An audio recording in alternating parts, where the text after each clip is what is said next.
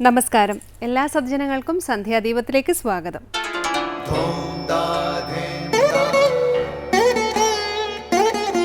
ശുഭം ഭവതു കല്യാണമായുസാരോഗ്യവർദ്ധനം സർവദുഃഖ വിനാശായ സന്ധ്യാദീപം നമോസ്തുതേ. നാമം ജപായനം പുണ്യം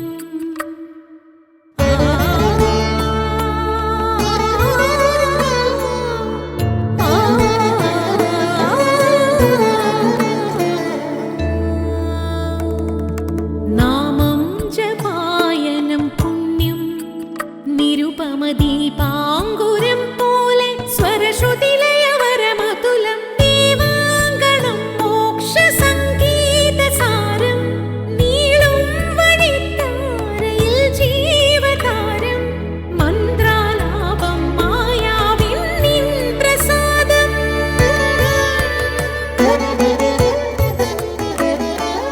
ഇരുൾ നീങ്ങിയുണരുന്ന തെളിനാളദീപം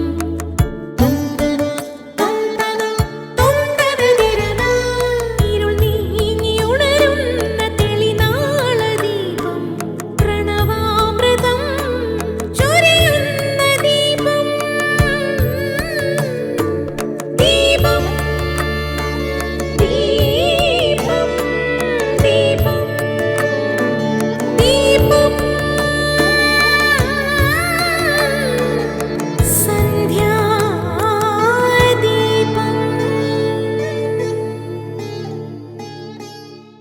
ത്യാഗിയായ ഭക്തനും സംസാരിയായ ഭക്തനും തമ്മിൽ വളരെ വ്യത്യാസമുണ്ട്.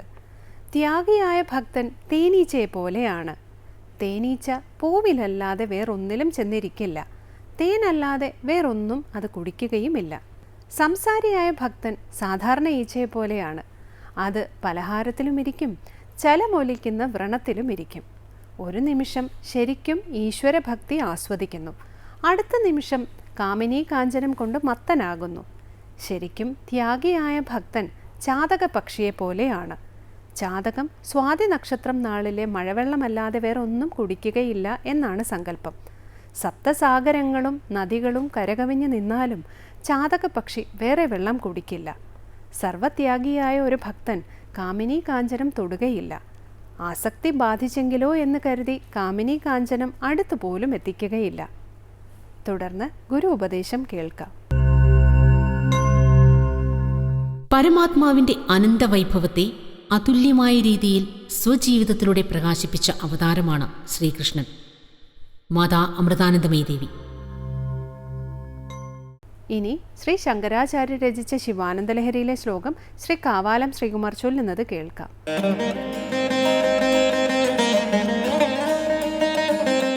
ബാണത്വം വൃഷഭത്വമർത്ഥവപുഷാ ഭാര്യാത്വമാര്യാപതേ ഘോണിത്വം സഖിത മൃദംഗവഹത ചേദ്യാദിരൂപം ദധൗ ത്വത്പാദേ നയനാർപ്പണം ച കൃതവാൻ ത്വദ്ദേഹഭാഗോ ഹരിഃ പൂജ്യാത് പൂജ്യതരസ്സ ഏവ ഹി ന ചേത് കോ വാ തദന്യോധികഃ ബാണത്വം വൃഷഭത്വമർത്ഥവപുഷാ ഭാര്യാത്വമാര്യാപതേ ഘോണിത്വം സഖിത മൃദംഗവഹത ചേദ്യാദിരൂപം ദധൗ ത്വത്പാദേ നയനാർപ്പണം ച കൃതവാൻ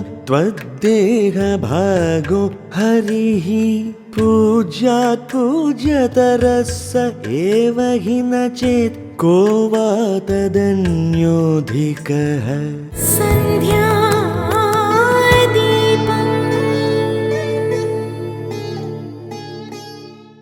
തുടർന്ന് ശങ്കരസ്തോത്രാമൃതം. പരമമായ സമർപ്പണ ഭക്തി കൊണ്ട് വിഷ്ണു സർവോത്കൃഷ്ടനായി തീരുന്നുവെന്ന് വ്യക്തമാക്കുന്നതാണ് ശിവാനന്ദലഹരിയിലെ 82-ാം ശ്ലോകം. വിഷ്ണു സ്വയം ശിവന്റെ അമ്പായും നന്ദീകേശ്വരനുമായി തീരുന്നു. ഇത്തരത്തിൽ അനവധി രൂപങ്ങളെല്ലാം മഹാവിഷ്ണു ശിവനായി ധരിച്ചു എന്ന് വിവരിക്കുന്ന ശ്ലോകം സ്വാമിജി വിവരിക്കുന്നത് കേൾക്കാം.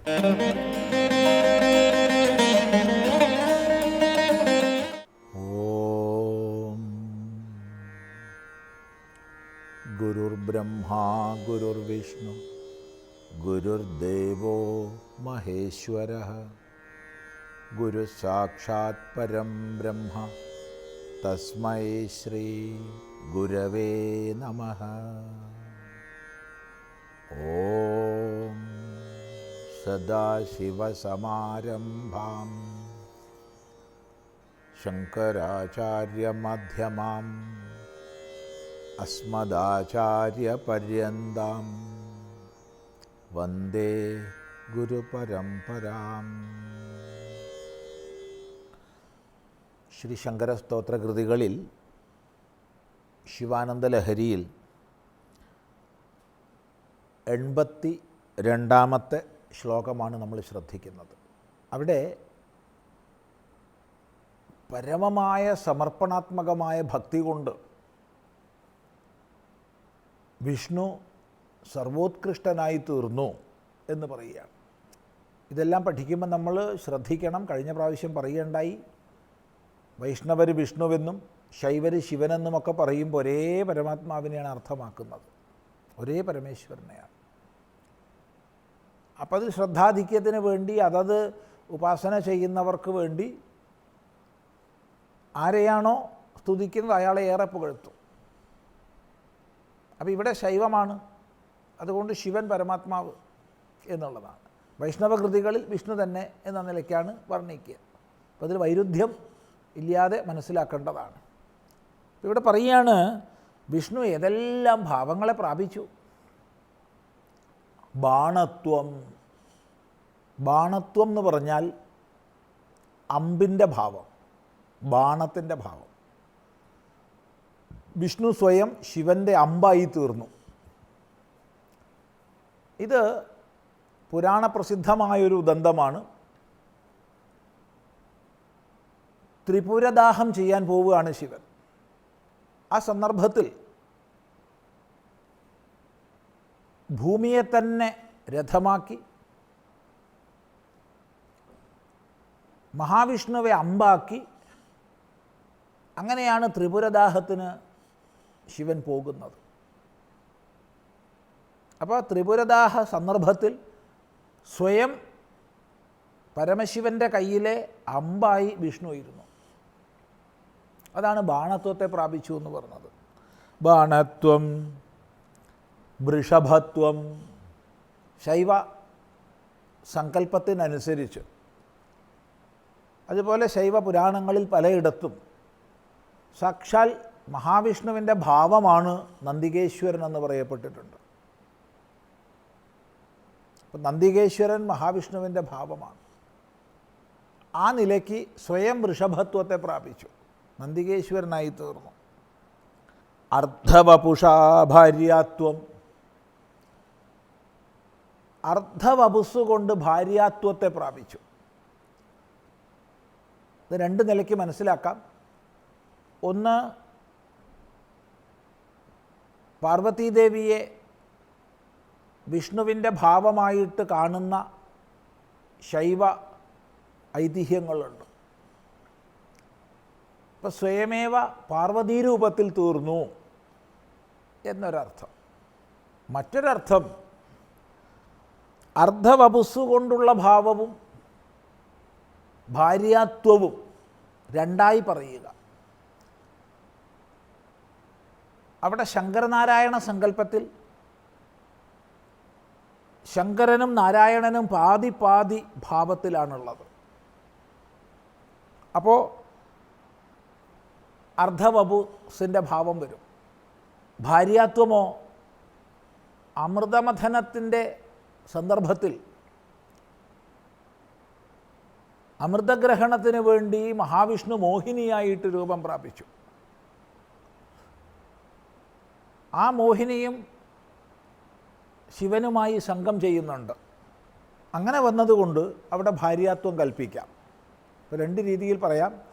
ഒന്ന്, ശൈവമായിരിക്കുന്ന ഒരു വീക്ഷണമനുസരിച്ച് പാർവതി തന്നെ വൈഷ്ണവംശമാണ്. അതുകൊണ്ട് ഭാര്യാത്വവും അർദ്ധവപു ഭാവവും വന്നു എന്ന് പറയാം. അഥവാ ശങ്കരനാരായണ രൂപത്തിൽ വപുസിൻ്റെ പാതിയും മോഹിനി രൂപത്തിൽ ഭാര്യാത്വവും.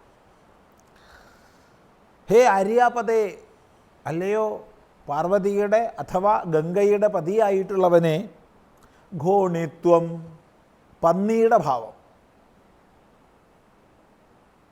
അതിനു മുമ്പ് നമ്മൾ വിശദമായി ചിന്തിച്ചതാണ്. ശിവതത്വാന്വേഷണം ചെയ്തുകൊണ്ട് തൻ്റെ മുന്നിൽ പ്രത്യക്ഷമായ അത്ഭുതകരമായ തേജപുഞ്ചത്തിൻ്റെ ആദി കാണാൻ വേണ്ടി മഹാവിഷ്ണു സ്വയം പന്നിയുടെ രൂപമെടുത്ത് താഴേക്ക് പോയി എന്നുള്ള ഉദന്തം.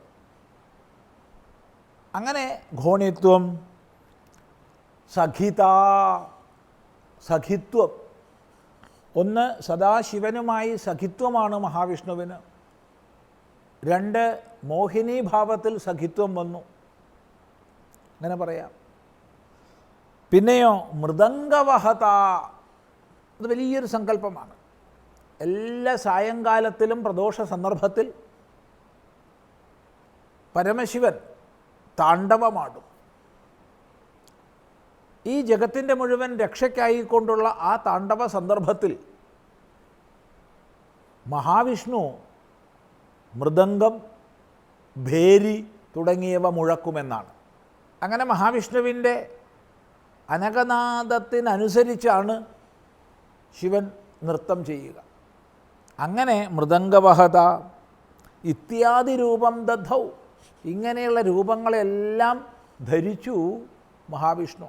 അതുകൊണ്ട് സർവോത്കൃഷ്ടത മഹാവിഷ്ണുവിൽ വന്നു ചേർന്നു എന്ന് പറഞ്ഞ് ശിവസ്തുതി ചെയ്യുന്ന ഭാവമാണ് ആ ശ്ലോകം. തുടർന്ന് കുറച്ചുകൂടി ശ്രദ്ധിക്കപ്പെടേണ്ടതുണ്ട്. അടുത്ത പ്രാവശ്യമാവട്ടെ.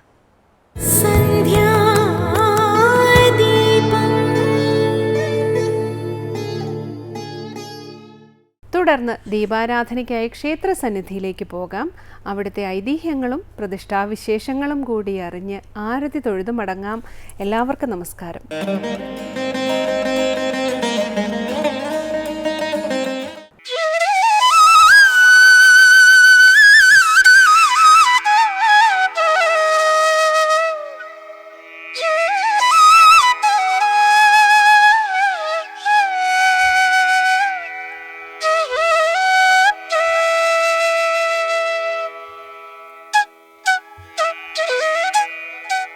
ഒരു നാഗലോകത്തേക്കുള്ള യാത്ര പോലെ ഓരോ തീർത്ഥാടകനെയും ആത്മീയമായും ഭൗതികമായും ആനന്ദിപ്പിക്കുന്ന അനുഭൂതിയാണ് മണ്ണാറശാല ശ്രീ നാഗരാജ ക്ഷേത്രം നൽകുന്നത്.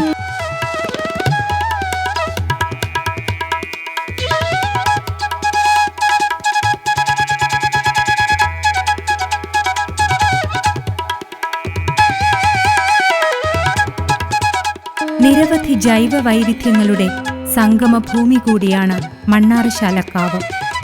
ഇവിടുത്തെ ഇലകളിലും പൂക്കളിലും മരങ്ങളിലും നിറഞ്ഞു നിൽക്കുന്ന ആത്മീയോർജം സന്ദർശകന്റെ മനസ്സും ശരീരവും ആത്മാവും ശുദ്ധീകരിക്കുന്നു.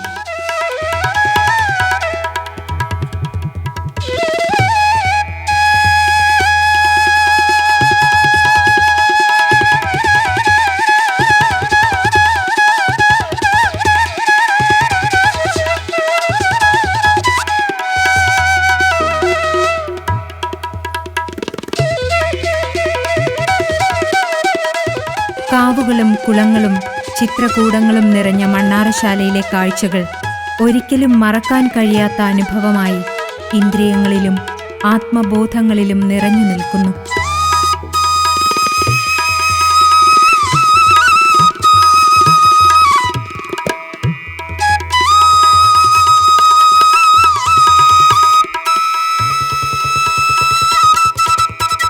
ഈ മരങ്ങളിൽ ഒരുമി വരുന്ന ചെറുകാറ്റിനു പോലും ഒരു ദേവസംഗീതമുണ്ട്.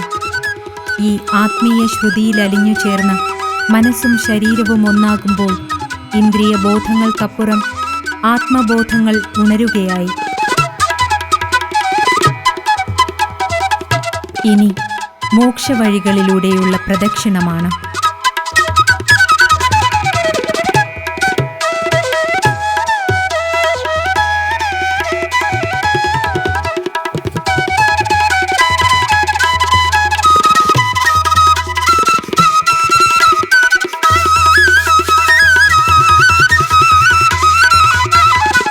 നാഗരാജാവിനു മുന്നിലുള്ള ഓരോ പ്രാർത്ഥനകളും ജനിമൃതികളിലൂടെ കടന്നുവരുന്ന പാപമോക്ഷങ്ങൾക്ക് വേണ്ടിയുള്ളത് തന്നെയാണ്.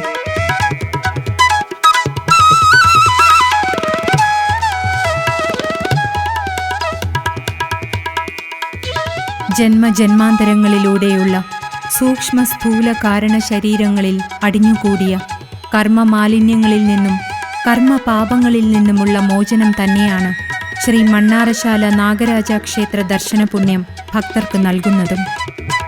പ്രപഞ്ചത്തിൽ തന്നെ മനുഷ്യർ വസിക്കുന്ന ഭൂമി പോലെ തന്നെ നാഗങ്ങൾ മാത്രം വസിക്കുന്ന മറ്റൊരു ലോകമുണ്ടെന്നും വിശ്വസിക്കപ്പെടുന്നുണ്ട്. ആകാശഗംഗയിൽ 7 ഗ്രഹങ്ങളും 18 ചന്ദ്രഗോളങ്ങളുമുള്ള ഒരു നക്ഷത്രമണ്ഡലമുണ്ട്. ഈ ഗ്രഹങ്ങളിലൊന്നാണ് സർപ്പലോകമെന്നറിയപ്പെടുന്നത്. സാധാരണ നാഗങ്ങളിൽ നിന്ന് വ്യത്യസ്തമായി വളരെ വലിയ ഫണങ്ങളുള്ള വലിയ നാഗങ്ങളാണ് ഈ സർപ്പലോകത്തിൽ വസിക്കുന്നത്. സർപ്പലോകത്തിൽ 5 ഫണങ്ങളുള്ള സ്വർണ്ണ നിറമുള്ള നാഗമാണ് നാഗലോകത്തിൻ്റെ അധിപൻ. സഹസ്രാബ്ദങ്ങൾക്ക് മുമ്പ് മനുഷ്യൻ അറിവിൻ്റെ ലോകത്തിൽ ദുർബലനായിരുന്ന കാലത്ത് ബുദ്ധിയിലും അറിവിലും മുന്നിലായിരുന്ന നാഗലോകവുമായി മനുഷ്യകുലം നിരന്തരമായി സമ്പർക്കം പുലർത്തിയിരുന്നു. അങ്ങനെ മനുഷ്യകുലത്തിന് വിദ്യകൾ അഭ്യസിക്കാനും നിരവധി അറിവുകൾ പകർന്നു നൽകുവാനുമായി നാഗദൈവങ്ങൾ ഭൂമിയിൽ ദീർഘകാലം വസിച്ചിരുന്നുവെന്നാണ് പറയപ്പെടുന്നത്.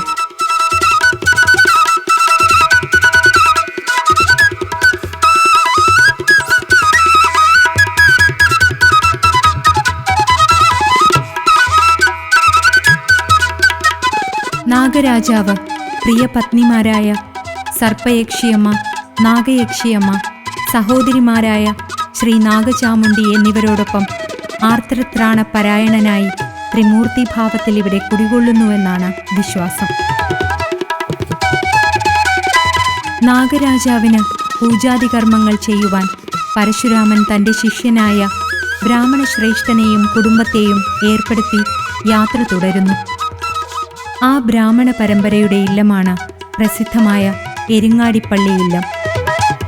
യുഗങ്ങൾ കടന്നു പോകവേ ദ്വാപരയുഗ കാലഘട്ടത്തിലും ആ ബ്രാഹ്മണ പരമ്പര നാഗരാജാവിന് മുന്നിൽ പൂജാതി കർമ്മങ്ങൾ തുടർന്നുകൊണ്ടേയിരുന്നു. ദ്വാപരയുഗ കാലഘട്ടത്തിൽ ശ്രീ വാസുദേവൻ, ശ്രീദേവി എന്നീ ദമ്പതിമാരായിരുന്നു പൂജകൾ നടത്തിയിരുന്നത്. അവരുടെ കാലശേഷം ദേവനെ പൂവിട്ട് പൂജിക്കുവാനുള്ള പരമ്പരയില്ലാത്തതിനാൽ അവർ ദുഃഖിതരായിരുന്നു. ആ കാലത്ത് ക്ഷേത്രത്തിനു ചുറ്റുമുള്ള ഉപവനങ്ങൾ കാണ്ഡവവനമെന്നറിയപ്പെടുന്ന മഹാവനമായിരുന്നു. മഹാ ഔഷധങ്ങൾ നിറഞ്ഞ കാണ്ഡവവനം ഒരിക്കൽ രോഗശമനത്തിനായി അഗ്നിദേവന് ഭക്ഷിക്കേണ്ടി വന്നിരുന്നു.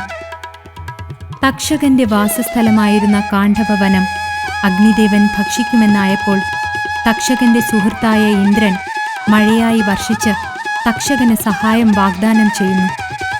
പക്ഷേ അഗ്നിദേവൻ ഭഗവാൻ കൃഷ്ണന്റെയും അർജുനന്റെയും സഹായത്തോടെ കാണ്ഡവദഹനം നടത്തുന്നു. അഗ്നി പടർന്ന കാണ്ഡവവനത്തിൽ നിന്നും ധാരാളം നാഗങ്ങൾ പ്രാണരക്ഷാർത്ഥം 4 പാടും ചിതറിയോടി. ചിതറിയോടിയ നാഗങ്ങൾക്ക് മണ്ണാറി തണുപ്പിച്ച് അഭയം നൽകിയ സ്ഥലമാണ് മണ്ണാറശാലയെന്നും ചരിത്രമുണ്ട്. അങ്ങനെ നാഗങ്ങൾക്കായി മണ്ണാറി തണുപ്പിച്ച സ്ഥലം മണ്ണാറശാല എന്ന പേരിലും അറിയപ്പെട്ടു തുടങ്ങി.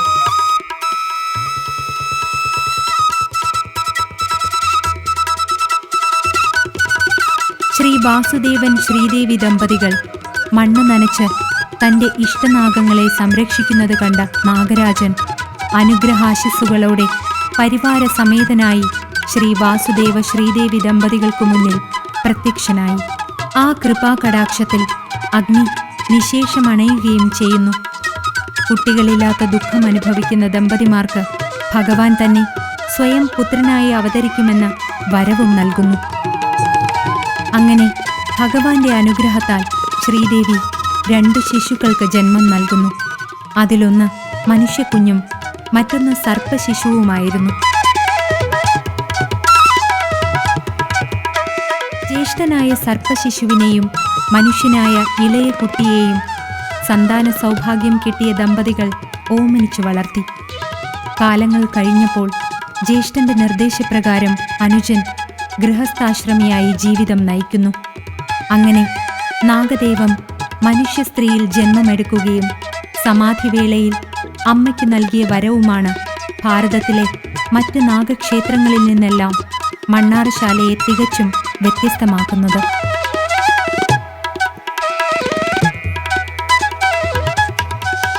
അന്നു മുതലാണ് മണ്ണാറശാല അമ്മ എന്ന സങ്കല്പമുണ്ടാകുന്നതും. അന്നു മുതൽ ഇന്ന് വരെയുള്ള എല്ലാ തലമുറയിൽ നിന്നും ഒരു സ്ത്രീ ദൈവനിയോഗം പോലെ മണ്ണാറശാല അമ്മയാകുന്നു. ഇന്നും കുടുംബത്തിലെ ഏറ്റവും പ്രായം കൂടിയ അന്തർജനമാണ് ഈ നിയോഗം ഏറ്റെടുക്കുന്നത്. എല്ലാ വർഷവും അമ്മയ്ക്ക് മാത്രമാണ് നിലവറയിൽ പൂജ നടത്തുവാനുള്ള പരമാധികാരം.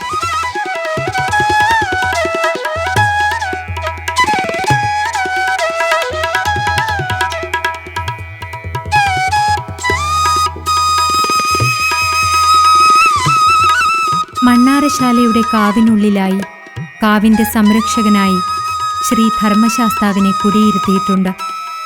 ശാസ്താവിനെ തൊഴുതു കഴിഞ്ഞാൽ ശ്രീ ഭദ്രകാളി ക്ഷേത്രമുറ്റത്തേക്ക് നടക്കാം. ശ്രീ ഭദ്രകാളി ക്ഷേത്രത്തിനടുത്തായി അതിപുരാതനമായ ഒരു കുളം കാണാം.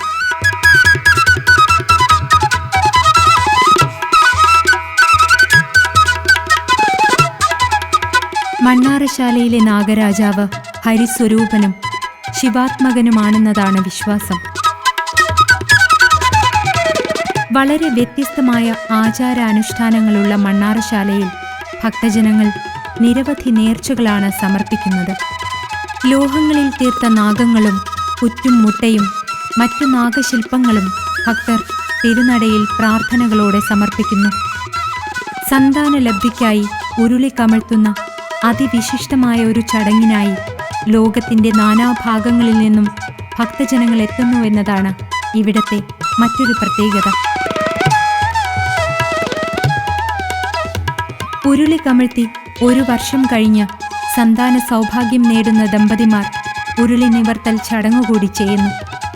നിരവധി ഭക്തജനങ്ങൾ നാഗദൈവങ്ങളുടെ അനുഗ്രഹത്താൽ അവർക്ക് ജനിച്ച കുഞ്ഞുങ്ങളെ ഭഗവാന് മുന്നിൽ സമർപ്പിച്ച് വിവിധ നേർച്ചകൾ നടത്തുന്നു.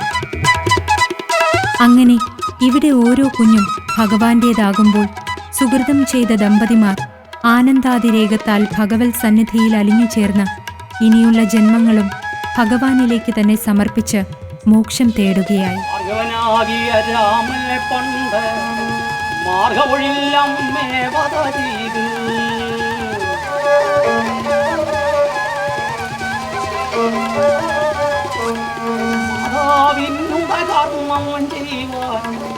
മാമുനിയാകിയ രാമനെ കൊണ്ട്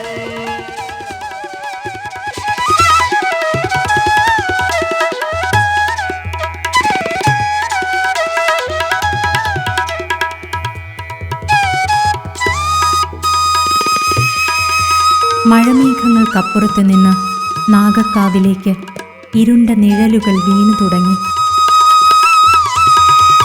വനത്തിനുള്ളിൽ നാഗങ്ങളെപ്പോലെ കെട്ടുപിണഞ്ഞു കിടക്കുന്ന വള്ളികൾക്ക് ജീവൻ വച്ചതുപോലെ നിരനിരയായിരിക്കുന്ന 100,000 നാഗപ്രതിഷ്ഠകളുടെ കണ്ണുകളിൽ ഒരു നീലത്തിളക്കം. കാവിലെ ഓരോ കോണുകളിലും വിളക്കുകൾ തെളിഞ്ഞു. നാഗകുടുംബത്തിനു മുന്നിൽ ആധികളും വ്യാധികളും മാറ്റുവാനുള്ള പ്രാർത്ഥനകളുമായി ഭക്തജനങ്ങൾ എത്തിത്തുടങ്ങി. 100,000 ജന്മങ്ങളിലൂടെ കടന്നുപോയ ഒരു ത്രിസന്ധ്യയുടെ ഓർമ്മകൾ പോലെ ആത്മാവ് ആനന്ദത്താൽ തുടിച്ചു. മണ്ണാറശാലയിലെ സർവചരാചരങ്ങളിലും നാഗചൈതന്യം നിറയുമ്പോൾ നമ്മുടെ ആത്മബോധങ്ങളിലേക്ക് മോക്ഷമന്ത്രങ്ങൾ നിറയുകയായി.